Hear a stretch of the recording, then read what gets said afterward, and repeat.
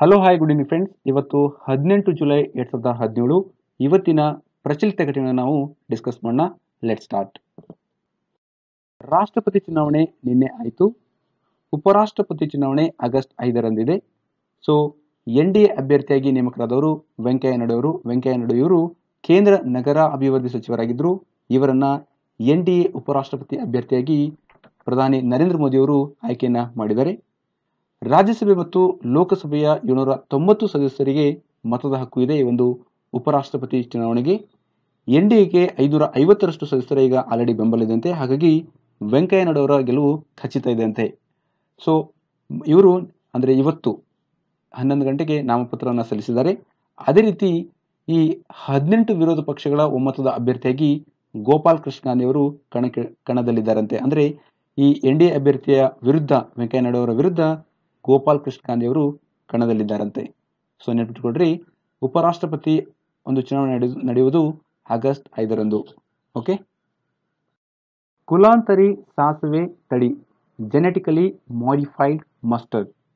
ಈ ಕುಲಾಂತರಿ ಸಾಸಿವೆ ತಳಿಯನ್ನ ಕೃಷಿ ಉದ್ದೇಶಕ್ಕೆ ಬಳಸುವ ಒಂದು ನಿರ್ಧಾರ ಕೈಗೊಳ್ಳುವ ಮೊದಲು ಅದರ ಎಲ್ಲ ಸಾಧಕ ಬಾಧಗಳನ್ನು ಪರಿಶೀಲನೆ ಮಾಡಬೇಕಂತ ಒಳಪಡಿಸಬೇಕಂತ ಕೇಂದ್ರ ಸರ್ಕಾರಕ್ಕೆ ಸುಪ್ರೀಂ ಕೋರ್ಟ್ ಒಂದು ಸೂಚನೆಯನ್ನ ನೀಡಿದೆ. ಯಾಕಂದ್ರೆ ಈ ಕುಲಾಂತರಿ ಸಾಸಿವೆ ತಳಿ ಏನಿದೆ ಜೆನೆಟಿಕಲಿ ಮಾಡಿಫೈಡ್ ಮಸ್ಟರ್ಡ್ಸ್, ಯಾವಾಗ ರೈತರಿಗೆ ಈ ಬೆಳೆಯೋದಕ್ಕೆ ಅವರಿಗೆ ಅಲೋ ಮಾಡಿದಾಗ ಕೆಲವು ತೊಂದರೆಗಳಾಗುತ್ತೆ ಫುಡ್ ಚೈನ್ ಅಲ್ಲಿ, ಅಥವಾ ಕೆಲವು ಅವರ ಸಮಸ್ಯೆಗಳು ಇರ್ಬೋದು, ರೈತರಿಗೆ ಅದರ ಬಗ್ಗೆ ನಾಲೆಜ್ ಇರಂಗಿಲ್ಲ.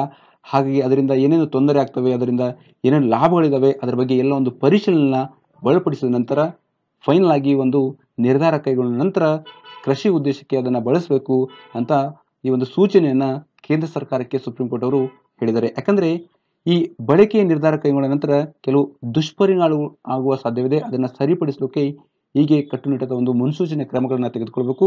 ಅದರ ಬಗ್ಗೆ ಸಾಧಕ ಬಾಧಕಗಳ ಬಗ್ಗೆ ಪರಿಶೀಲನೆ ನಡೆಸಬೇಕಂತ ಸುಪ್ರೀಂ ಕೋರ್ಟು ಕೇಂದ್ರ ಸರ್ಕಾರಕ್ಕೆ ಒಂದು ಸೂಚನೆಯನ್ನ ಹೊರಡಿಸಿದೆ.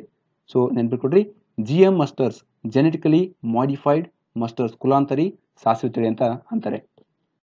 ಜೆನೆಟಿಕಲಿ ಮಾಡಿಫೈಡ್ ಮಸ್ಟರ್ಡ್ DMH11 ಇದು ಒಂದು ನಮ್ಮ ಭಾರತದ ಮೋಸ್ಟ್ ಇಂಪಾರ್ಟೆಂಟ್ ವಿಂಟರ್ ಕ್ರಾಪ್. ಇದನ್ನು ಬೆಳೆಯುವುದು ಮಿಡ್ ಅಕ್ಟೋಬರ್ ಮತ್ತು ಲೇಟ್ ನವೆಂಬರ್ ಮಧ್ಯದಲ್ಲಿ. DMH ಅಂದರೆ ಧರಾ ಮಸ್ಟರ್ಡ್ ಹೈಬ್ರಿಡ್ 11. ಇದು ಒಂದು ಮಸ್ಟರ್ಡ್ನ ಜೆನೆಟಿಕಲಿ ಮಾಡಿಫೈಡ್ ವೆರೈಟಿ. ಇದನ್ನು ಡೆವಲಪ್ ಮಾಡಿದ್ದು ಡೆಲ್ಲಿ ಯೂನಿವರ್ಸಿಟಿಯ centre for genetic manipulation of crop plants ಅವರು ಈ ಒಂದು ಧಾರಾ 11 ಅಂದರೆ DMH11 ಧಾರಾ ಮಸ್ಟರ್ಡ್ ಹೈಬ್ರಿಡ್ 11 ಅದು ಈ ಒಂದು ಜೆನೆಟಿಕಲಿ ಮಾಡಿಫೈಡ್ ವೆರೈಟಿ ಮಸ್ಟರ್ಡ್ ಅನ್ನ ಡೆವಲಪ್ ಮಾಡಿದ್ದಾರೆ.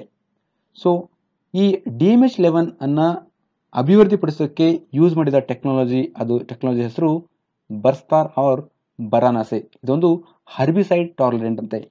ಅದೇ ರೀತಿ ಫೆಬ್ರವರಿ 2016ರಲ್ಲಿ ಜೆನೆಟಿಕ್ ಇಂಜಿನಿಯರಿಂಗ್ ಅಪ್ರೈಸಲ್ ಕಮಿಟಿ ಇವರು ಈ ಜೆನೆಟಿಕಲಿ ಮಾಡಿಫೈಡ್ ಕ್ರಾಪ್ನ ಬೇರೆ ಕ್ರಾಪನ್ನು ಕಮರ್ಷಿಯಲ್ ಆಗಿ ಪ್ರೊಡಕ್ಷನ್ ಮಾಡೋಕ್ಕೋಸ್ಕರ ಒಂದು ಅನುಮತಿಯನ್ನ ಕೊಟ್ಟಿದ್ದಾರಂತೆ.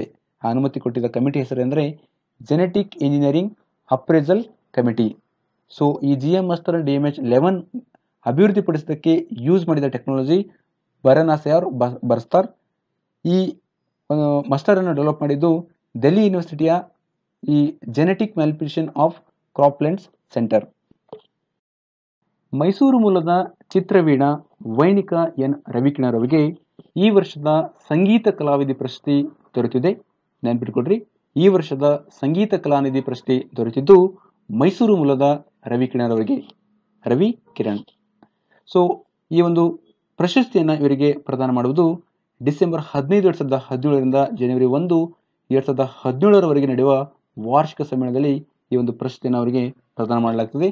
ಅದೇ ರೀತಿ ಇವರಿಗೆ ಕುಮಾರ ಗಂಧರ್ವ ಸಮ್ಮಾನ ಮತ್ತು ಅನೇಕ ಅಂತಾರಾಷ್ಟ್ರೀಯ ಹಾಗೂ ರಾಷ್ಟ್ರೀಯ ಮಟ್ಟದ ಪ್ರಶಸ್ತಿಗಳು ಸಹಿತ ಇವರಿಗೆ ದೊರೆತಿದಂತೆ. ಭಾರತ ಮತ್ತು ಯುರೋಪಿಯನ್ ಒಕ್ಕೂಟ ಜಂಟಿಯಾಗಿ ಸುಲಭ ಹೂಡಿಕೆ ವ್ಯವಸ್ಥೆ ಸ್ಥಾಪಿಸಿದೆ. ಇನ್ವೆಸ್ಟ್ಮೆಂಟ್ ಫೆಸಿಲಿಟೇಷನ್ ಮೆಕ್ಯಾನಿಸಮ್ ಅಂತ ಕರೀತಾರೆ, IFM ಅಂದರೆ. ಸೊ ಇದರಿಂದ ನಮ್ಮ ಭಾರತದಲ್ಲಿ ಯುರೋಪಿಯನ್ ರಾಷ್ಟ್ರಗಳಿಗೆ ಹೂಡಿಕೆ ಮಾಡಲು ಒಂದು ಹೆಚ್ಚು ಸಹಕಾರ ಮತ್ತು ಅನುಕೂಲವಾಗಲಿದಂತೆ ಈ ಒಂದು ಇನ್ವೆಸ್ಟ್ಮೆಂಟ್ ಫೆಸಿಲಿಟೇಷನ್ ಮೆಕ್ಯಾನಿಸಮ್ ಇಂದ, ಸುಲಭ ಹೂಡಿಕೆ ವ್ಯವಸ್ಥೆಯಿಂದ. ಅದೇ ರೀತಿ ಸರಕು ಮತ್ತು ಸೇವೆಗಳು ಸೇರಿದಂತೆ ಅತಿ ಹೆಚ್ಚು ಬಂಡವಾಳ ಹಾಕಿರುವ ಒಂದು ವಿದೇಶಿ ಹೂಡಿಕೆದಾರ ನಮ್ಮ ಭಾರತದಲ್ಲಿ ಅಂದರೆ ಅದು ಯುರೋಪಿಯನ್ ಯೂನಿಯನ್, ಯುರೋಪಿಯನ್ ಒಕ್ಕೂಟ. ಸೊ ನಮ್ಮ ಭಾರತದಲ್ಲಿ 6,000ಕ್ಕೂ ಹೆಚ್ಚು ಯುರೋಪಿಯನ್ ಒಕ್ಕೂಟದ ಯುರೋಪಿಯನ್ ರಾಷ್ಟ್ರಗಳ ಕಂಪನಿಗಳು ನಮ್ಮ ಭಾರತದಲ್ಲಿ ಕಾರ್ಯವನ್ನು ನಿರ್ವಹಿಸ್ತಾ ಇದ್ದಾವಂತೆ. ಮತ್ತು ಈ ಒಂದು ಕಂಪನಿಗಳು ನೇರ ಹಾಗೂ ಪರೋಕ್ಷವಾಗಿ ಸುಮಾರು 60 ಲಕ್ಷ ಜನರಿಗೆ ಉದ್ಯೋಗವನ್ನು ನಮ್ಮ ಭಾರತದಲ್ಲಿ ನೀಡಿದವಂತೆ. ಸೊ ಬ್ರಸೆಲ್ಸ್ನಲ್ಲಿ 2016 ಮಾರ್ಚ್ನಲ್ಲಿ ಭಾರತ 13ನೇ ಶೃಂಗಸಭೆ ನಡೆದಿತ್ತು. ಆ ಒಂದು ಶೃಂಗಸಭೆಯಲ್ಲಿ ಈ ಸುಲಭ ಹೂಡಿಕೆ ವ್ಯವಸ್ಥೆ, ಇನ್ವೆಸ್ಟ್ಮೆಂಟ್ ಫೆಸಿಲಿಟೇಷನ್ ಮೆಕ್ಯಾನಿಸಮ್ ಸ್ಥಾಪನೆ ಬಗ್ಗೆ ಅಲ್ಲಿ ತಿಳಿಸಲಾಗಿತ್ತಂತೆ. ಸೊ ಹಾಗಾಗಿ ಈಗ ನಮ್ಮ ಭಾರತ ಮತ್ತು ಯುರೋಪಿಯನ್ ಯೂನಿಯನ್ ಜಂಟಿಯಾಗಿ ಈ ಇನ್ವೆಸ್ಟ್ಮೆಂಟ್ ಫೆಸಿಲಿಟೇಷನ್ ಮೆಕ್ಯಾನಿಸಮ್ ಅನ್ನ ಸ್ಥಾಪನೆ ಮಾಡಿದ್ದಾರೆ. ಜೀನ್ ಎಡಿಟಿಂಗ್ ಜ್ಞಾನ ಹಸ್ತಾಂತರ, ಭಾರತಕ್ಕೆ ಅಮೆರಿಕ ನೆರವು. ಜೀನ್ ಎಡಿಟಿಂಗ್ ತಂತ್ರಜ್ಞಾನ ವಂಶವಾಹಿ ಮಾರ್ಪಾಟು ಒಂದು ತಂತ್ರಜ್ಞಾನದಿಂದ ನಮ್ಮ ಭಾರತದಲ್ಲಿ ಆರೋಗ್ಯ ಕ್ಷೇತ್ರದಲ್ಲಿ ಮಾರಣಾಂತಿಕ ಕಾಯಿಲೆಗಳಿಗೆ ಒಂದು ಪರಿಹಾರವನ್ನು ಕಂಡುಕೊಳ್ಬಹುದಂತೆ. ಅದೇ ರೀತಿ ಕೃಷಿ ಕ್ಷೇತ್ರದಲ್ಲಿ ಈ ಒಂದು ಜೀನ್ ಎಡಿಟಿಂಗ್ ತಂತ್ರಜ್ಞಾನದಿಂದ ರೈತರಿಗೆ ವರವಾಗಬಹುದಾದ ತಳಿಗಳನ್ನು ಅಭಿವೃದ್ಧಿಪಡಿಸುವುದು. ಹಾಗಾಗಿ ಈಗ ಈ ಒಂದು ತಂತ್ರಜ್ಞಾನವನ್ನು ನಮ್ಮ ಭಾರತದಲ್ಲಿ ಅಳವಡಿಸೋಗೋಸ್ಕರ ಅಮೆರಿಕ ನೆರವು ನೀಡೋದಕ್ಕೋಸ್ಕರ ಒಂದು ಕೈ ಜೋಡಿಸೋದಕ್ಕೋಸ್ಕರ ಒಂದು ಒಪ್ಪಂದವನ್ನು ಮಾಡಿಕೊಳ್ಳಲಾಗಿದೆ. ಒಂದು ಕೈ ಜೋಡಿಸುತ್ತಂತ ಅದು ನೆರವು ನೀಡುತ್ತಂತ ಹೇಳಲಾಗಿದೆ ಅಂತ ನಮ್ಮ ಭಾರತ ಸರ್ಕಾರಕ್ಕೆ. ಜೀನ್ ಎಡಿಟಿಂಗ್ ಅಂದರೆ ಯಾವುದೇ ಒಂದು ಜೀವಿಯಲ್ಲಿರುವ ವಂಶವಾಹಿಯ DNA ತಮಗೆ ಬೇಕಾದಂತೆ ಮಾರ್ಪಡಿಸುವುದು ಅಥವಾ ತಿದ್ದುವುದನ್ನು ಜೀನ್ ಎಡಿಟಿಂಗ್ ಅಂತ ಕರೀತಾರೆ. ಫಾರ್ ಎಕ್ಸಾಂಪಲ್, ಒಂದು ಕುಟುಂಬದಲ್ಲಿ ವಂಶ ಪಾರಂಪರೆಯಾಗಿ ಮಧುಮೇಹ, ಕ್ಯಾನ್ಸರ್ ಅಥವಾ ಅಂಧತ್ವ ಅಂತಹ ಕಾಯಿಲೆಗಳಿಂದ ಆ ಒಂದು ಫ್ಯಾಮಿಲಿ ಬಳಲ್ತಾ ಇದ್ದರೆ ಆ ಒಂದು ಸಂದರ್ಭದಲ್ಲಿ ದೋಷಪೂರಿತ ಜೀನ್ಗಳನ್ನು ಸರಿಪಡಿಸಿ, ಅಂದರೆ ಇಲ್ಲಿ ದೋಷಮುಕ್ತ ಜೀನನ್ನು ಸೇರಿಸುವ ಮೂಲಕ ಆ ದೋಷಗಳನ್ನು ಸರಿಪಡಿಸುವುದು. ಇದರಿಂದ ಮುಂದಿನ ಪೀಳಿಗೆಗಳಿಗೆ ಈ ಒಂದು ಕಾಯಿಲೆಗಳು ಬರದಂಗೆ ನೋಡ್ಕೊಳ್ಬೋದು ಈ ಒಂದು ಜೀನ್ ಎಡಿಟಿಂಗ್ ಮುಖಾಂತರ. ಕ್ಯಾಂಬ್ರಿಡ್ಜ್ ವಿಶ್ವವಿದ್ಯಾನಿಲಯದ ವಿಜ್ಞಾನಿಗಳು ಒಂದು ಪ್ರಬಲವಾದ ಕೃತಕ ಆರ್ಟಿಫಿಷಿಯಲ್ ಸ್ಪಿಂಡಲ್ ಸಿಲ್ಕನ್ನು ಅವರು ಅಭಿವೃದ್ಧಿಪಡಿಸಿದ್ದಾರೆ. ಇದೊಂದು ಅತ್ಯಂತ ಶಕ್ತಿಶಾಲಿ ಎಳೆ ಅಂತ ಪರಿಗಣಿಸಲಾಗಿದೆ. ಮತ್ತು ಈ ಒಂದು ಸಿಲ್ಕ್ ಬಹುತೇಕ ನೀರಿನ ಕಡೆಯಿಂದ ಕೂಡಿರುತ್ತದಂತೆ. ಇದೊಂದು ಕೃತಕ ಸ್ಪೀಡರ್ ಸಿಲ್ಕ್. ಓಕೆ, 2016 ನವೆಂಬರ್ 8ರಂದು 500 ಮತ್ತು 1000 ಮುಖಬೆಲೆಯ ನೋಟುಗಳ ಚಲಾವಣೆಯನ್ನು ರದ್ದುಗೊಳಿಸಿತ್ತು. ಆ ರದ್ದುಗೊಂಡಿರುವ 500 ಮತ್ತು 1000 ಮುಖಬೆಲೆಯ ನೋಟುಗಳನ್ನು ಬ್ಯಾಂಕ್ಗಳಲ್ಲಿ ಜಮೆ ಮಾಡಲು ಒಂದು ನಿರ್ದಿಷ್ಟ ಡೇಟನ್ನು ಕೊಡಲಾಗಿತ್ತು, ಒಂದು ದಿನಾಂಕವನ್ನು ನಿಗದಿಪಡಿಸಲಾಯಿತು. ಅದಕ್ಕೆ ಅಂದರೆ ಕಾಲಾವಕಾಶವನ್ನು ಕೊಡಲಾಗಿತ್ತು. ನಂತರ ಈಗ ಇನ್ನಷ್ಟು ಅವಕಾಶ ನೀಡಲು ಸಾಧ್ಯವಿಲ್ಲ ಅಂತ ಕೇಂದ್ರ ಸರ್ಕಾರ ಸುಪ್ರೀಂ ಕೋರ್ಟ್ಗೆ ಈ ಒಂದು ಮಾಹಿತಿಯನ್ನು ತಿಳಿಸಿದೆ. ಯಾಕಂದರೆ ಒಂದು ವೇಳೆ ಏನು ನಿಗದಿತ ಒಂದು ಟೈಮ್ ಏನು ಕೊಟ್ಟಿತ್ತು, ಏನು ಕಾಲಾವಕಾಶವನ್ನು ಕೊಟ್ಟಿದ್ದು, ಅದು ಆಲ್ರೆಡಿ ಕಂಪ್ಲೀಟ್ ಆಗಿದೆ. ಇನ್ನಷ್ಟು ಕಾಲಾವಕಾಶ ನಾವು ನೀಡಿದರೆ ಬೇನಾಮಿ ವ್ಯವಹಾರಕ್ಕೆ ಅದು ಅವಕಾಶ ನೀಡಿದ ಅಂತಾಗುತ್ತೆ. ಹಾಗಾಗಿ ಕೇಂದ್ರ ಸರ್ಕಾರದವರು ಸುಪ್ರೀಂ ಕೋರ್ಟ್ಗೆ ಇನ್ನಷ್ಟು ಅವಕಾಶ ಈ ಒಂದು ಬ್ಯಾಂಕ್ಗಳಲ್ಲಿ ಹಳೆಯ ನೋಟುಗಳನ್ನು ಜಮೆ ಮಾಡೋದಕ್ಕೋಸ್ಕರ ನಾವು ಅವಕಾಶ ಕೊಡೋದಕ್ಕೆ ಸಾಧ್ಯವಿಲ್ಲ ಅಂತ ಸ್ಪಷ್ಟವಾಗಿ ಈ ಒಂದು ಮಾಹಿತಿಯನ್ನು ಸುಪ್ರೀಂ ಕೋರ್ಟ್ಗೆ ಕೇಂದ್ರ ಸರ್ಕಾರದವರು ಹೇಳಿದ್ದಾರೆ. ನಮ್ಮ ದೇಶದಲ್ಲಿ ಮಲೇರಿಯಾ ರೋಗವನ್ನು ಹೋಗಲಾಡಿಸೋದಕ್ಕೋಸ್ಕರ, ಮಲೇರಿಯಾ ನಿರ್ಮೂಲನೆಗೋಸ್ಕರ ಕೇಂದ್ರ ಆರೋಗ್ಯ ಮತ್ತು ಕುಟುಂಬ ಕಲ್ಯಾಣ ಇಲಾಖೆದವರು ರಾಷ್ಟ್ರೀಯ ಕಾರ್ಯತಂತ್ರ ಯೋಜನೆಗೆ ಚಾಲನೆಯನ್ನು ನೀಡಿದರೆ ಈ ಒಂದು ಯೋಜನೆಯ ಅವಧಿ 5 ವರ್ಷ, ಅಂದರೆ 2017ರಿಂದ 2022ರವರೆಗೆ. ಸೊ ಅಂತಿಮವಾಗಿ 2027ರ ಒಳಗೆ ನಮ್ಮ ದೇಶದಲ್ಲಿ ಯಾವ ಮಲೇರಿಯಾ ಪ್ರಕರಣಗಳು ಇಲ್ಲದಂತೆ ಮಾಡುವುದು ಈ ಒಂದು ಯೋಜನೆಯ ಮುಖ್ಯ ಗುರಿಯಂತೆ. ಈ ಮಲೇರಿಯಾ ನಿರ್ಮೂಲನೆಗೋಸ್ಕರ, ಮಲೇರಿಯಾ ರೋಗವನ್ನು ಹೋಗಲಾಡೋದಕ್ಕೋಸ್ಕರ ಈ ಒಂದು ರಾಷ್ಟ್ರೀಯ ಕಾರ್ಯತಂತ್ರ ಯೋಜನೆಯನ್ನು 2016ರ ರಾಷ್ಟ್ರೀಯ ಮಲೇರಿಯಾ ನಿರ್ಮೂಲನೆ ಚೌಕಟ್ಟಿನಡಿ ನಿರ್ಮಿಸಲಾಗಿದಂತೆ.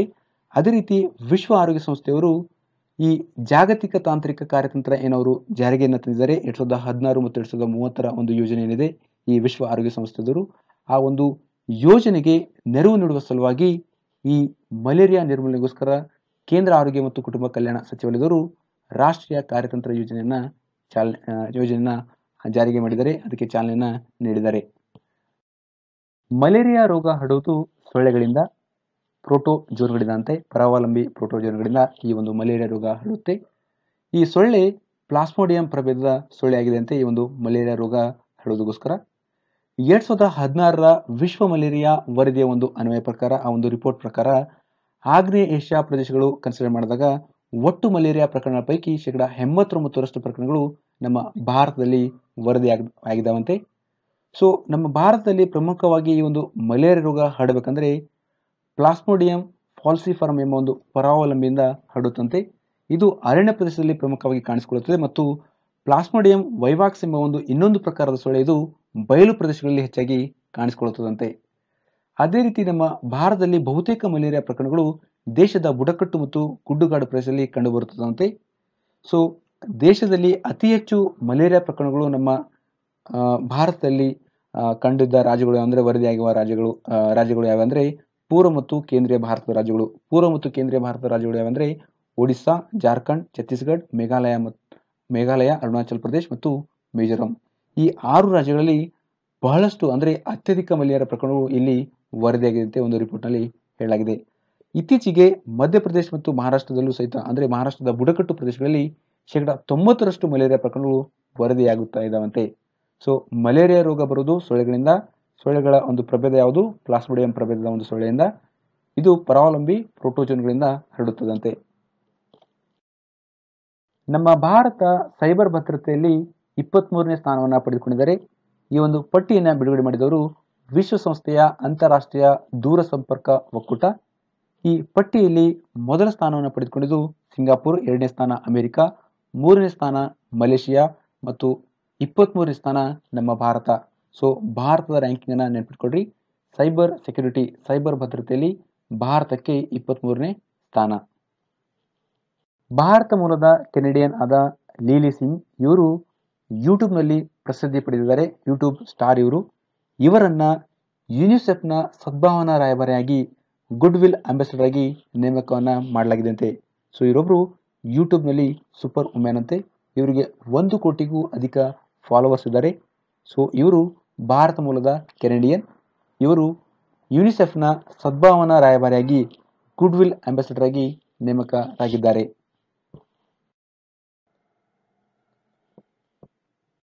ಜಿಯೋಲಾಜಿಕಲ್ ಸರ್ವೆ ಆಫ್ ಇಂಡಿಯಾದ ವಿಜ್ಞಾನಿಗಳು ನಮ್ಮ ಭಾರತದ ಜಲ ಪ್ರದೇಶದಲ್ಲಿ, ನೀರಿನ ಪ್ರದೇಶದಲ್ಲಿ, ಅದು ಪೆನಿನ್ಸುಲಾರ್ ಏನೋ ಒಂದು ಸರೌಂಡಿಂಗ್ ಜಲ ಏನಿದೆ ಜಲಪ್ರದೇಶ, ಅಲ್ಲಿ ವ್ಯಾಪಕ ಪ್ರಮಾಣದ ಮಿಲಿಯನ್ಸ್ ಗಟ್ಟಲೆ ಟನ್ನಷ್ಟು ಅಮೂಲ್ಯ ಲೋಹಗಳು ಮತ್ತು ಖನಿಜ ನಿಕ್ಷೇಪಗಳನ್ನು ಅವರು ಪತ್ತೆ ಮಾಡಿದ್ದಾರೆ. ಅಂದರೆ ಈ ಒಂದು ಪತ್ತೆ ಆಗಿದ್ದು ಕಂಡು ಬಂದಿದ್ದು ವಿಶೇಷ ವಿತ್ತ ವಲಯ ಅಂದರೆ ಎಕಾನಮಿಕ್ ಝೋನ್ ಒಳಗಡೆ ಆ ಒಂದು ಪ್ರದೇಶದಲ್ಲಿ ಮಿಲಿಯನ್ಗಟ್ಟು ಟನ್ನಷ್ಟು ಅಮೂಲ್ಯ ಲೋಹಗಳು ಮತ್ತು ಖನಿಜ ನಿಕ್ಷೇಪಗಳು ಜಿಯೋಲಾಜಿಕಲ್ ಸರ್ವೆ ಆಫ್ ಇಂಡಿಯಾದ ವಿಜ್ಞಾನಿಗಳು ಪತ್ತೆಯನ್ನು ಹಚ್ಚಿದ್ದಾರೆ. ಈ ಜಲಪ್ರದೇಶದಲ್ಲಿ ಅಂದರೆ ಈ ಜಲಪ್ರದೇಶ ದೊಡ್ಡ ಪ್ರಮಾಣದ ಸುಣ್ಣದ ಕೆಸರು, ಫಾಸ್ಫೇಟ್ ಸಮೃದ್ಧ ಲೋಹ, ಕ್ಯಾಲರಿಯಸ್ ಮಣ್ಣು, ಹೈಡ್ರೋಕಾರ್ಬನ್, ಮೆಟಾಲಿಫೆರಸ್ ಹಾಗೂ ಮೈಕ್ರೋ ನ್ಯೂಡಲ್ಸ್ಗಳನ್ನು ಒಳಗೊಂಡಿದೆ ಅಂತ ಈ ಒಂದು ಜಲಪ್ರದೇಶ. ಅದೇ ರೀತಿ ಇನ್ನಷ್ಟು ಈ ಒಂದು ಜಲಪ್ರದೇಶದಲ್ಲಿ ತೀರಾ ಆಳವಾಗಿ ಮತ್ತೆ ತೀವ್ರ ಹೊರತೆಗೆಯುವಿಕೆಯಿಂದ ಇನ್ನಷ್ಟು ದೊಡ್ಡ ಪ್ರಮಾಣದ ಲೋಹ ಮತ್ತು ಖನಿಜಗಳು ದೊರಕುವ ಒಂದು ಸಾಧ್ಯತೆ ಇದೆ ಅಂತ ವಿಜ್ಞಾನಿಗಳು ಹೇಳಿದಾರಂತೆ. ಸೊ ಇಲ್ಲಿ ಜಿಯೋಲಾಜಿಕಲ್ ಸರ್ವೆ ಆಫ್ ಇಂಡಿಯಾ ಬಗ್ಗೆ ನಾವು ತಿಳ್ಕೊಳ್ಳೋಣ. GSI geological survey of India ಇದೊಂದು ಸರ್ಕಾರಿ ಸ್ವಾಮ್ಯದ ಒಂದು ಸಂಸ್ಥೆ. ಇದು ಗಣಿ ಸಚಿವಾಲಯಕ್ಕೆ ಅಟ್ಯಾಚ್ ಆಗಿದೆ. ನಮ್ಮ ದೇಶದಲ್ಲಿ ಭೌಗೋಳಿಕ ಸಮೀಕ್ಷೆ ಮತ್ತು ಅಧ್ಯಯನವನ್ನು ಈ GSI ನಡೆಸುತ್ತದೆ ಮತ್ತು ಭೂವಿಜ್ಞಾನ ಸಮೀಕ್ಷೆ ಮತ್ತು ಸಂಶೋಧನಾ ವಿಭಾಗದ ಒಂದು ಅತ್ಯುನ್ನತ ಈ ಸಂಸ್ಥೆಯಾಗಿದೆ ಜಿಯೋಲಾಜಿಕಲ್ ಸರ್ವೆ ಆಫ್ ಇಂಡಿಯಾ. ಇದನ್ನ ಆರಂಭ ಮಾಡಿದ್ದು 1851ರಲ್ಲಿ. ವಿಶ್ವದ ಅತಿ ಹಳೆಯ ಒಂದು ಸಂಸ್ಥೆಗಳಲ್ಲಿ GSI ಕೂಡ. ಅದೇ ರೀತಿ ನಮ್ಮ ದೇಶದಲ್ಲಿ ಅತ್ಯಂತ ವಿಶಿಷ್ಟ ಹಾಗೂ 2ನೇ ಅತಿ ಹಳೆಯ ಸಮೀಕ್ಷಾ ಸಂಸ್ಥೆ GSI ಆಗಿದೆ. ಈ GSI ಸಂಸ್ಥೆ ಜಿಯೋಲಾಜಿಕಲ್ ಸರ್ವೆ ಆಫ್ ಇಂಡಿಯಾ ಈ ಒಂದು ಸಂಸ್ಥೆ ಮೂಲಭೂತ ಭೂವಿಜ್ಞಾನ ಮಾಹಿತಿಯನ್ನು ನೀಡುವ ಒಂದು ಅತ್ಯುನ್ನತ ಸಂಸ್ಥೆಯಾಗಿದೆ. ಅದೇ ರೀತಿ ಕೈಗಾರಿಕೆ ಮತ್ತು ಜನಸಾಮಾನ್ಯರಿಗೂ ಸಹಿತ ಅಗತ್ಯ ಮಾಹಿತಿಗಳನ್ನು ಈ GSI ಸಂಸ್ಥೆ ಒದಗಿಸಿಕೊಡುತ್ತದಂತೆ. ಇದರ ಮುಖ್ಯ ಕಾರ್ಯಗಳೆಂದರೆ ರಾಷ್ಟ್ರೀಯ ಭೌಗೋಳ ವಿಜ್ಞಾನ ಮಾಹಿತಿ ಮತ್ತು ಖನಿಜ ಸಂಪನ್ಮೂಲ ಮೌಲ್ಯಮಾಪನ ಮಾಡುವುದು ಈ ಒಂದು GSIನ ಮುಖ್ಯ ಕಾರ್ಯ. ಗ್ರಾಹಕ ತೃಪ್ತಿ ಸಮೀಕ್ಷೆ ರಾಯ್ಪುರ್ ಅಗ್ರ, ಕಸ್ಟಮರ್ ಸ್ಯಾಟಿಸ್ಫ್ಯಾಕ್ಷನ್ ಇಂಡೆಕ್ಸ್ ಇದರ ಬಗ್ಗೆ ನಿನ್ನೆ ಹೇಳಿದೆ. ಸೊ ರಾಯ್ಪುರ್ ಬರುವುದು ಛತ್ತೀಸ್ಗಢದಲ್ಲಿ. ರಾಯ್ಪುರದ ಸ್ವಾಮಿ ವಿವೇಕಾನಂದ ವಿಮಾನ ನಿಲ್ದಾಣ ಇದು ಗ್ರಾಹಕ ತೃಪ್ತಿ ಸೂಚಕದಲ್ಲಿ ಕಸ್ಟಮರ್ ಸ್ಯಾಟಿಸ್ಫ್ಯಾಕ್ಷನ್ ಇಂಡೆಕ್ಸ್ನಲ್ಲಿ ದೇಶದ 49 ವಿಮಾನ ನಿಲ್ದಾಣಗಳ ಪೈಕಿ 49 ಏರ್ಪೋರ್ಟ್ಸ್ ನಿಲ್ದಾಣಗಳ ಪೈಕಿ ಮೊದಲನೇ ಸ್ಥಾನವನ್ನು ಈ ರಾಯ್ಪುರದ ಸ್ವಾಮಿ ವಿವೇಕಾನಂದ ವಿಮಾನ ನಿಲ್ದಾಣ ಪಡೆದುಕೊಂಡಿದೆ. ಸೊ ಈ ಒಂದು ಸಮೀಕ್ಷೆಯಲ್ಲಿ 5 ಅಂಕಗಳಿಗೆ 4.84 ಅಂಕಗಳನ್ನು ಈ ರಾಯ್ಪುರದ ಸ್ವಾಮಿ ವಿವೇಕಾನಂದ ವಿಮಾನ ನಿಲ್ದಾಣ ತೆಗೆದುಕೊಂಡಿದೆ. ನಂತರ ಮೊದಲನೇ ಸ್ಥಾನ ರಾಯ್ಪುರದ ಸ್ವಾಮಿ ವಿವೇಕಾನಂದ ವಿಮಾನ ನಿಲ್ದಾಣ, next Udaipur, third position Amritsar, fourth Dehradun. So ಈ ಸ್ವಾಮಿ ವಿವೇಕಾನಂದ ವಿಮಾನ ನಿಲ್ದಾಣ ಸತತವಾಗಿ 3 ವರ್ಷಗಳಿಂದ ಈ ಒಂದು ಗೌರವಕ್ಕೆ ಪಾತ್ರವಾಗಿದೆ ಅಂತೆ. ಅಂದರೆ ಗ್ರಾಹಕ ತೃಪ್ತಿ ಸಮೀಕ್ಷೆ ಕಸ್ಟಮರ್ ಸ್ಯಾಟಿಸ್ಫ್ಯಾಕ್ಷನ್ ಇಂಡೆಕ್ಸ್ನಲ್ಲಿ ಮೊದಲನೇ ಸ್ಥಾನವನ್ನು ಈ ರಾಯ್ಪುರದ ಸ್ವಾಮಿ ವಿವೇಕಾನಂದ ವಿಮಾನ 3 ವರ್ಷಗಳಿಂದ ಪಡಿತಾ ಬಂದಿದೆ ಅಂತೆ. ಸ್ವಾಮಿ ವಿವೇಕಾನಂದ ವಿಮಾನ ನಿಲ್ದಾಣ ಇದು ರಾಯ್ಪುರದಲ್ಲಿದೆ. ಈ ರಾಯ್ಪುರ್ ಮತ್ತು ನವ ರಾಯ್ಪುರ್ ನಡುವೆ ಮಾನ ಎಂಬ ಒಂದು ಪ್ರದೇಶ ಬರುತ್ತೆ. ಆ ಮಾನ ಎಂಬ ಪ್ರದೇಶದಲ್ಲಿ ಸ್ವಾಮಿ ವಿವೇಕಾನಂದ ವಿಮಾನ ನಿಲ್ದಾಣ ಇದೆ.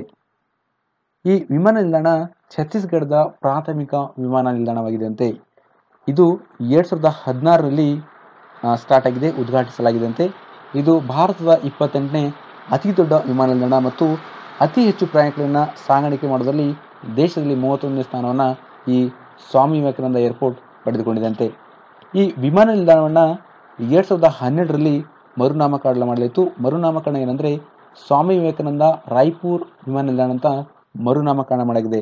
ಸ್ವಾಮಿ ವಿವೇಕಾನಂದ ಅವರ ಹೆಸರು ಯಾಕೆ ಕೊಡಲಾಗಿದೆ ಅಂದರೆ ಸ್ವಾಮಿ ವಿವೇಕಾನಂದ ಅವರು ತಮ್ಮ ಹದಿಹರೆಯದಲ್ಲಿ 7 ವರ್ಷಗಳ ಕಾಲ ಈ ಒಂದು ಪ್ರದೇಶದಲ್ಲಿ ಅವರು ಉಳ್ಕೊಂಡಿದ್ರಂತೆ. ಹಾಗೆ ಅವರ ನೆನಪಿಗೋಸ್ಕರ ಈ ವಿಮಾನ ನಿಲ್ದಾಣ ಹೆಸರು ಸ್ವಾಮಿ ವಿವೇಕಾನಂದ ರಾಯ್ಪುರ್ ವಿಮಾನ ನಿಲ್ದಾಣ ಅಂತ ಮರುನಾಮಕರಣ ಮಾಡಲಾಗಿದೆಯಂತೆ. ಕೆನ್ಯಾಯ ನೈರೋಬಿದಲ್ಲಿ 2017ರ IAFF world U18 athletics championship ನಡೆದಿತ್ತು. ಇದರಲ್ಲಿ ನಮ್ಮ ಭಾರತದ ದಮ್ನೀತ್ ಸಿಂಗ್ ಇವರು ಬಾಯ್ಸ್ ಹ್ಯಾಮರ್ ಥ್ರೋನಲ್ಲಿ ಬೆಳ್ಳಿ ಪದಕವನ್ನು ಪಡೆದುಕೊಂಡಿದ್ದಾರೆ. ಲೆವಿಸ್ ಹ್ಯಾಮಿಲ್ಟನ್ ಇವರೊಬ್ಬರು ಬ್ರಿಟಿಷ್ ಫಾರ್ಮುಲಾ 1 ರೇಸಿಂಗ್ ಡ್ರೈವರ್. ಇವರು ಈ US ಸಿಲ್ವರ್ ಸ್ಟೋನ್ನಲ್ಲಿ ನಡೆದ 2017ರ ಫಾರ್ಮುಲಾ 1 ಬ್ರಿಟಿಷ್ ಗ್ರ್ಯಾಂಡ್ ಪಿಕ್ಸ್ ಟೂರ್ನಮೆಂಟಲ್ಲಿ ಪ್ರಶಸ್ತಿಯನ್ನು ಗೆದ್ದುಕೊಂಡಿದ್ದಾರೆ. So Hamilton 5th career grand slam ಅಂತೆ ಇದು ಏನು ಪ್ರಶಸ್ತಿಯನ್ನು ಗೆದ್ದುಕೊಂಡಿದ್ದಾರೆ. ಈ ಪ್ರಶಸ್ತಿ ಅವರದು 5ನೇ ಹ್ಯಾಮಿಲ್ಟನ್ಸ್ನ ಕರಿಯರ್ ಗ್ರ್ಯಾಂಡ್ ಸ್ಲಾಮ್ ಅಂತೆ. ಅದೇ ರೀತಿ ಇವರು ಈ ಬ್ರಿಟಿಷ್ ಗ್ರ್ಯಾಂಡ್ ಪಿಕ್ಸ್ ವಿನ್ಸ್ ಏನಿದೆ ಇದು jointly held by Alain Prost and Jim Clark. Harinder Pal Sandhu ಇವರು ಭಾರತದವರು. 2017ರ ವಿಕ್ಟೋರಿಯನ್ ಓಪನ್ ಸ್ಕ್ವಾಷ್ ಟೂರ್ನಿಯಲ್ಲಿ ಇವರು ಆಸ್ಟ್ರೇಲಿಯಾದ ರೆಕ್ಸ್ ಹೆಡ್ರಿಕವನ್ನು ಸೋಲಿಸಿ ಪ್ರಶಸ್ತಿಯನ್ನು ಗೆದ್ದುಕೊಂಡಿದ್ದಾರೆ. ನರ್ ಬಹದ್ದೂರ್ ಭಂಡಾರಿ ಇವರೊಬ್ಬರು ಸಿಕ್ಕಿಂನ ಮಾಜಿ ಮುಖ್ಯಮಂತ್ರಿ. ಇವರ ನಿಧನವಾಗಿದೆ ನ್ಯೂದೆಹಲಿಯಲ್ಲಿ. ಅದೇ ರೀತಿ ಇವರೊಬ್ಬರು ಸಿಕ್ಕಿಂ ಸಂಗ್ರಾಮ್ ಪರಿಷತ್ನ ಫೌಂಡರ್ ಲೀಡರ್. ಓಕೆ. ನೇಪಾಳದ ನೂತನ ಮುಖ್ಯ ನ್ಯಾಯಮೂರ್ತಿಯಾಗಿ ನೇಮಕರಾದವರು ಜಸ್ಟಿಸ್ ಗೋಪಾಲ್ ಪ್ರಸಾದ್ ಪರಜುಲಿ. ಇವರು ಇದಕ್ಕಿಂತ ಮುಂಚೆ ನೇಪಾಳದ ಆಕ್ಟಿಂಗ್ ಚೀಫ್ ಜಸ್ಟಿಸ್ ಆಗಿ ಇವರು ಕೆಲಸವನ್ನು ಮಾಡ್ತಿದ್ರು. ಯಾಕಂದರೆ ಈ ಚೀಫ್ ಜಸ್ಟಿಸ್ ಆಫ್ ಈ ಒಂದು ನೇಪಾಳದ ಶಶಿಲಾ ಕರ್ಕಿ ಅವರಿದ್ದರು. ಅವರ ರಿಟೈರ್ಮೆಂಟ್ ಆಯಿತು. ರಿಟೈರ್ಮೆಂಟ್ ಆದಮೇಲೆ ನೇಪಾಳದ ಆಕ್ಟಿಂಗ್ ಚೀಫ್ ಜಸ್ಟಿಸ್ ಆಗಿ ಜಸ್ಟಿಸ್ ಗೋಪಾಲ್ ಪ್ರಸಾದ್ ಪರಜುಲಿ ಅವರು ಸರ್ವ್ ಮಾಡ್ತಾಯಿದ್ರು, ಕೆಲಸವನ್ನು ಮಾಡ್ತಿದ್ರು. ನಂತರ ಈಗ ಅವರಿಗೆ ಈ ನೇಪಾಳದ ಮುಖ್ಯ ನ್ಯಾಯಮೂರ್ತಿಯಾಗಿ ನೂತನ ಮುಖ್ಯ ನ್ಯಾಯಮೂರ್ತಿಯಾಗಿ ನೇಮಕ ಮಾಡಲಾಗಿದೆ. Second edition of United Nations peacekeeping course for African partners. 2ನೇ ಆವೃತ್ತಿಯ ಯುಎನ್ನ peacekeeping course for African partners ಇದು ಸ್ಟಾರ್ಟ್ ಆಗಿದೆ. ಇದು ನ್ಯೂ ದೆಹಲಿಯ ಮಾಣಿಕ್ ಶಾ ಸೆಂಟರ್ಲಿ ಅಂದ್ರೆ ಈ ಪುಸ್ತಕವನ್ನು ಬರೆದವರು ಜುಲೈ 17ರಿಂದ ಆಗಸ್ಟ್ 4ರವರೆಗೆ ಲೇಡಿ ಎಂಬ ಒಂದು ಪುಸ್ತಕವನ್ನು ನ್ಯೂ ದೆಹಲಿಯ ರಾಷ್ಟ್ರಪತಿ ಭವನದಲ್ಲಿ ಅಲ್ಲಿ ರಿಲೀಸ್ ಮಾಡಲಾಯಿತು. ಈ ಪುಸ್ತಕ ಯಾರ ಮೇಲಿದೆ ಅಂದ್ರೆ ನಮ್ಮ ದೇಶದ ರಾಷ್ಟ್ರಪತಿಯಾದ ಪ್ರಣಬ್ ಮುಖರ್ಜಿ ಅವರ ಹೆಂಡತಿಯ ಬಗ್ಗೆ, ಅಂದ್ರೆ ಅವರ ಬಗ್ಗೆ ಈ ಒಂದು ಪುಸ್ತಕದಲ್ಲಿ ಅಳವಡಿಸಲಾಗಿದೆ. ಅವರ ಬಗ್ಗೆ ಇದೆ ಅಂತ ಒಂದು ಪುಸ್ತಕ. ಅವರ ಹೆಸರು ಸೂರಾ ಮುಖರ್ಜಿ. ಪ್ರಣಬ್ ಮುಖರ್ಜಿ ಅವರ ವೈಫ್ ಹೆಸರು ಸೂರಾ ಮುಖರ್ಜಿ. ಅವರ ನಿಧನವಾಗಿದೆ. ಇವರ ಮೇಲೆ ಒಂದು ಪುಸ್ತಕವನ್ನು ಬರೆದವರು ಸಂಗೀತಾ ಘೋಷ್. ಆ ಪುಸ್ತಕದ ಹೆಸರು ಪ್ರೆಸಿಡೆಂಟ್ಸ್ ಲೇಡಿ. IH ಮನುದೇವ್ ಇವರು ಈ ತಮಿಳುನಾಡಿನ ಚೆನ್ನೈನಲ್ಲಿ ನಡೆದ ನ್ಯಾಷನಲ್ ಮಾಸ್ಟರ್ಸ್ ಸ್ನೂಕರ್ ಟೂರ್ನಮೆಂಟಲ್ಲಿ ಈ ನ್ಯಾಷನಲ್ ಮಾಸ್ಟರ್ಸ್ ಸ್ನೂಕರ್ ಟೂರ್ನಮೆಂಟ್ನ ಟೈಟಲನ್ನು ಪಡೆದುಕೊಂಡಿದ್ದಾರೆ, ಪ್ರಶಸ್ತಿಯನ್ನು ಆಗಿದ್ದಾರೆ. ಇದು ಇವರ ಮೊಟ್ಟ ಮೊದಲ ನ್ಯಾಷನಲ್ ಮಾಸ್ಟರ್ಸ್ ಸ್ನೂಕರ್ ಟೂರ್ನಮೆಂಟ್ ಅಂತೆ ಈ IH ಮನುದೇವ್ ಅವರದು. ಇವರು ಈ ನ್ಯಾಷನಲ್ ಮೆನ್ಸ್ ಚಾಂಪಿಯನ್ಶಿಪ್ ಆದ ಮಾಜಿ ನ್ಯಾಷನಲ್ ಮೆನ್ಸ್ ಚಾಂಪಿಯನ್ ಆದ ಅಲೋಕ್ ಕುಮಾರ್ ಅವನ್ನ ಸೋಲಿಸಿ ಈ ಒಂದು ಟೂರ್ನಮೆಂಟ್ ಟೈಟಲ್ ಅನ್ನ ಪಡೆದುಕೊಂಡಿದ್ದಾರೆ. ಅವರ ಹೆಸರು IH Manudev. The Kalesar national park ಇದು ಲೊಕೇಟ್ ಆಗಿರೋದು ಹರಿಯಾಣ ಡಿಸ್ಟ್ರಿಕ್ಟ್ನಲ್ಲಿ. ಹರಿಯಾಣ ಡಿಸ್ಟ್ರಿಕ್ಟ್ನ ಪೂರ್ವ ಭಾಗದಲ್ಲಿ ಈ ಕಲೇಸಾರ ನ್ಯಾಷನಲ್ ಪಾರ್ಕ್ ಲೊಕೇಟ್ ಆಗಿದೆ. ರೋಜರ್ ಫೆಡರರ್ ಇವರೊಬ್ಬರು ಸ್ವಿಸ್ ಪ್ರೊಫೆಷನಲ್ ಟೆನ್ನಿಸ್ ಪ್ಲೇಯರ್. ಇವರು 2017ರ men singles Wimbledon tennis tournament ನಲ್ಲಿ ಪ್ರಶಸ್ತಿಯನ್ನಾಗಿದ್ದಾರೆ. ಅಂದ್ರೆ ಈ ಪುರುಷರ ಸಿಂಗಲ್ಸ್ ವಿಭಾಗದಲ್ಲಿ ವಿಂಬಲ್ಡನ್ ಟೂರ್ನಮೆಂಟ್ ಅಲ್ಲಿ ವಿಂಬಲ್ಡನ್ಸ್ ಕಿರೀಟವನ್ನು ಇವರು ಪಡೆದುಕೊಂಡಿದ್ದಾರೆ. ಇವರು ಈ ಮ್ಯಾರಿನ್ ಸಿಲಿಕ್ ಇವರನ್ನು ಸೋಲಿಸಿ ಈ ಒಂದು ಪ್ರಶಸ್ತಿಯನ್ನು ಗೆದ್ದುಕೊಂಡಿದ್ದಾರೆ. ವಿಂಬಲ್ಡನ್ ಟೂರ್ನಮೆಂಟ್ ನಡೆದಿದ್ದು UKಯ ಲಂಡನ್ನಲ್ಲಿ, ಅದು ಆಲ್ ಇಂಗ್ಲೆಂಡ್ ಕ್ಲಬ್ನಲ್ಲಿ. ಮರ್ಯಾಮ್ ಮಿರ್ಜಾಖಾನಿ ಇವರೊಬ್ಬರು ಇರಾನಿಯನ್ ಬಾರ್ ಮ್ಯಾಥಮೆಟಿಷಿಯನ್. ಅದೇ ರೀತಿ ಇವರು ಸ್ಟ್ಯಾನ್ಫೋರ್ಡ್ ಯೂನಿವರ್ಸಿಟಿಯಲ್ಲಿ ಮ್ಯಾಥಮೆಟಿಕ್ಸ್ ಪ್ರೊಫೆಸರು. ಇವರ ನಿಧನವಾಗಿದೆ. ಡ್ಯೂ ಟು ಕ್ಯಾನ್ಸರ್ ಇವರ ನಿಧನವಾಗಿದೆ. ಇವರ ಹೆಸರು ಮರ್ಯಾಮ್ ಮಿರ್ಜಾಖಾನಿ. ಓಕೆ. ಅಂಗವಿಕಲ ವಸ್ತುಗಳ ಮೇಲೆ ಶೇಕಡ ಎಷ್ಟು ರಿಯಾಯಿತಿಯನ್ನ GSTಯಲ್ಲಿ ಘೋಷಿಸಲಾಗಿದೆ? ಈ ಅಂಗವಿಕಲ ವಸ್ತುಗಳ ಮೇಲೆ ಶೇಕಡ 5% ರಿಯಾಯಿತಿಯನ್ನ GSTಯಲ್ಲಿ ಘೋಷಿಸಲಾಗಿದೆ. ಮೈಕ್ರೋ ಫೈನಾನ್ಸ್ ಸಂಸ್ಥೆ ಶಾಖೆಯ ಅಧ್ಯಕ್ಷರಾಗಿ ಆಯ್ಕೆಯಾದವರು ರಾಕೇಶ್ ದುಬೆ. ಇತ್ತೀಚೆಗೆ ನಿಧನರಾದ ಮಧುಕರ್ ತೋರಮ್ಮಲ್ ಇವರು ಯಾವ ಕ್ಷೇತ್ರದಲ್ಲಿ ಹೆಸರನ್ನ ಮಾಡಿದ್ದಾರೆ? ಇವರು ನಟನೆ ಮತ್ತು ಬರಹ ಕ್ಷೇತ್ರದಲ್ಲಿ ಹೆಸರು ಮಾಡಿದ್ದಾರೆ. ದಿನೇಶ್ ಮಲ್ಕನಿ ಇವರು ಯಾವ ಕಂಪನಿಯ ಅಧ್ಯಕ್ಷ ಹುದ್ದೆಗೆ ರಾಜೀನಾಮೆ ನೀಡಿದ್ದಾರೆ? ಸಿಸ್ಕೋ ಕಂಪನಿಗೆ ದಿನೇಶ್ ಮಲ್ಕನಿ ಅವರು ಆ ಒಂದು ಕಂಪನಿಯ ಅಧ್ಯಕ್ಷ ಹುದ್ದೆಗೆ ರಾಜೀನಾಮೆಯನ್ನ ನೀಡಿದ್ದಾರೆ. ರಾಷ್ಟ್ರೀಯ ವಿಪತ್ತು ನಿರ್ವಹಣಾ ಪಡೆಯ ಮಹಾನಿರ್ದೇಶಕರಾಗಿ ನೇಮಕರಾದವರು ಸಂಜಯ್ ಕುಮಾರ್. ಯಾವ ದೇಶವು ಒಂದು ಹೂವಿನ ಹೆಸರಿಗೆ ನರೇಂದ್ರ ಮೋದಿ ಎಂದು ನಾಮಕರಣ ಮಾಡಿದೆ? ಇಸ್ರೇಲ್ ದೇಶ. ಇತ್ತೀಚೆಗೆ ಪ್ರಧಾನಿ ನರೇಂದ್ರ ಮೋದಿ ಅವರು ಇಸ್ರೇಲ್ಗೆ ಭೇಟಿ ಕೊಟ್ಟಿದ್ದರು. ಆ ಒಂದು ಸಂದರ್ಭದಲ್ಲಿ ಇಸ್ರೇಲ್ ದೇಶ ಒಂದು ಹೂವಿನ ಹೆಸರಿಗೆ ನರೇಂದ್ರ ಮೋದಿ ಅವರ ಹೆಸರನ್ನ ನಾಮಕರಣ ಮಾಡಿದೆ. ಇತ್ತೀಚೆಗೆ ನಿಧನರಾದ ಚೀನಾದ ಲಿಯು ಜಿಯಾಒಬೊ ಇವರು ಯಾವ ವಿಭಾಗದಲ್ಲಿ ನೊಬೆಲ್ ಪ್ರಶಸ್ತಿ ಪಡೆದರು? ಇವರು ಶಾಂತಿ ಪುರಸ್ಕೃತ, ನೊಬೆಲ್ ಶಾಂತಿ ಪ್ರಶಸ್ತಿ ಪುರಸ್ಕೃತರಿದ್ದರು. ಅವರ ನಿಧನವಾಗಿದೆ. ಅವರ ಹೆಸರು ಲಿಯು ಜಿಯಾಒಬೊ. ಇವರು ಚೀನಾದವರು. 22ನೇ ವಿಶ್ವ ಪೆಟ್ರೋಲಿಯಂ ಕಾಂಗ್ರೆಸ್ ಸಭೆ ನಡೆದಿದ್ದು ಟರ್ಕಿಯ ಇಸ್ತಾನ್ಬುಲ್ನಲ್ಲಿ. ಇತ್ತೀಚೆಗೆ ಟಾಟಾ ಗ್ಲೋಬಲ್ನ ಅಧ್ಯಕ್ಷರಾಗಿ ನೇಮಕರಾಗಿದ್ದವರು ಎನ್ ಚಂದ್ರಶೇಖರನ್. ಸಿರಿಯನ್ ನಾಗರಿಕ ಯುದ್ಧದಲ್ಲಿ ನಡೆದಿರುವ ಯುದ್ಧ ಅಪರಾಧಗಳ ಕುರಿತು ತನಿಖೆ ಮಾಡಲು ವಿಶ್ವಸಂಸ್ಥೆಯ ಪ್ರಧಾನ ಕಾರ್ಯದರ್ಶಿ ಅಂಟೋನಿಯೋ ಗುಟೆರಸ್ ಇವರು ಕ್ಯಾಥರಿನ್ ಮಾರ್ಚಿ ಉಯೆಲ್ ಇವರನ್ನ ನೇಮಿಸಿದ್ದಾರೆ. ವಿದ್ಯಾರ್ಥಿಗಳು ಮತ್ತು ವಿಜ್ಞಾನಿಗಳನ್ನ ಜೊತೆಗೂಡಿಸುವ ಯಾವ ಕಾರ್ಯಕ್ರಮವನ್ನ ಕೇಂದ್ರ ಸರ್ಕಾರ ಪ್ರಾರಂಭಿಸಿದೆ? ಜಿಗ್ಯಾಸ್. ಇದರ ಬಗ್ಗೆ ನಾನು ಹೇಳಿದ್ದೆ, PIB ಡಿಸ್ಕಷನ್ ಅಲ್ಲಿ ಹೇಳಿದ್ದೆ. ಜಿಗ್ಯಾಸ್ ಒಂದು ಕಾರ್ಯಕ್ರಮವನ್ನ ಕೇಂದ್ರ ಸರ್ಕಾರದವರು ಪ್ರಾರಂಭಿಸಿದರೆ ಇದರ ಮೂಲಕ ವಿದ್ಯಾರ್ಥಿಗಳು ಮತ್ತು ವಿಜ್ಞಾನಿಗಳು ಜೊತೆಗೂಡ್ತಾರೆ. ದಕ್ಷಿಣ ಆಸ್ಟ್ರೇಲಿಯಾ ಓಪನ್ ಸ್ಕ್ವಾಷ್ ಪ್ರಶಸ್ತಿಯನ್ನ ಜಯಿಸಿದವರು, ಆ ಒಂದು ಪ್ರಶಸ್ತಿಯನ್ನ ಪಡೆದುಕೊಂಡವರು ಹರಿಂದರ್ ಪಾಲ್ ಸಂಧು. ಇದರಲ್ಲಿ ಒಂದು ಕಡೆ ಈ ಕ್ರೀಡೆಗಳ ಹೆಸರನ್ನು ಕೊಟ್ಟಿದ್ದಾರೆ, ಇನ್ನೊಂದು ಕಡೆ ಅದಕ್ಕೆ ಸಂಬಂಧಪಟ್ಟ ಕಪ್ಗಳ ಹೆಸರನ್ನು ಕೊಟ್ಟಿದ್ದಾರೆ. ಹಾಕಿ ಈ ಕ್ರೀಡೆ ಮಹಾರಾಜ ರಣಜಿತ್ ಸಿಂಗ್ ಗೋಲ್ಡ್ ಕಪ್ಗೆ ಸಂಬಂಧಿಸಿದೆ. ನೆಕ್ಸ್ಟ್ ಫುಟ್ಬಾಲ್ ಇದು ಡ್ಯುರಾಂಡೋ ಕಪ್. ಬ್ಯಾಡ್ಮಿಂಟನ್ ಇದು ಅಗರ್ವಾಲ್ ಕಪ್. ಬಾಸ್ಕೆಟ್ಬಾಲ್ ಇದು ಬೆಂಗಳೂರು ಬ್ಲೂಸ್ ಚಾಲೆಂಜ್ ಕಪ್. ಅದೇ ರೀತಿ ಇಲ್ಲಿ ಒಂದು ಕಡೆ ಮಹಿಳಾ ಸಾಧಕರ ಹೆಸರನ್ನು ಕೊಟ್ಟಿದ್ದಾರೆ ಮತ್ತೆ ಅವರ ಸಾಧನೆಗಳು ಇನ್ನೊಂದು ಕಡೆ ಕೊಟ್ಟಿದ್ದಾರೆ. ಸೊ ಇದರಲ್ಲಿ ಸಂತೋಷ್ ಯಾದ್ ಇವರು ಈ ಮೌಂಟ್ ಎವರೆಸ್ಟ್ ಅನ್ನ 2 ಬಾರಿ ಏರಿದ್ರಂತೆ, ಅದನ್ನ ಸಾಧನೆ ಮಾಡಿದ್ದಾರೆ ಇವರು. ರಿಟೋ ಫರಿಯಾ ಪೊವೆಲ್ ಇವರು ಮಿಸ್ ವರ್ಲ್ಡ್. ನೀರಜ್ ಪಾನೋಟ್ ಇವರಿಗೆ ಅಶೋಕ್ ಚಕ್ರ ಪ್ರಶಸ್ತಿ ದೊರೆತಿದೆ. ಪದ್ಮಾವತಿ ಬಂಡೋಪಾಧ್ಯಾಯ ಇವರು ಏರ್ ಮಾರ್ಷಲ್, ಇವರೊಬ್ರು air marshal. Thank you so much. ಒಂದು ವೇಳೆ ನನ್ನ ವಿಡಿಯೋ ಲೈಕ್ ಆದ್ರೆ ಪ್ಲೀಸ್ ಲೈಕ್ ಮಾಡ್ರಿ, ಶೇರ್ ಮಾಡ್ರಿ, ಸಬ್ಸ್ಕ್ರೈಬ್ ಮಾಡ್ರಿ.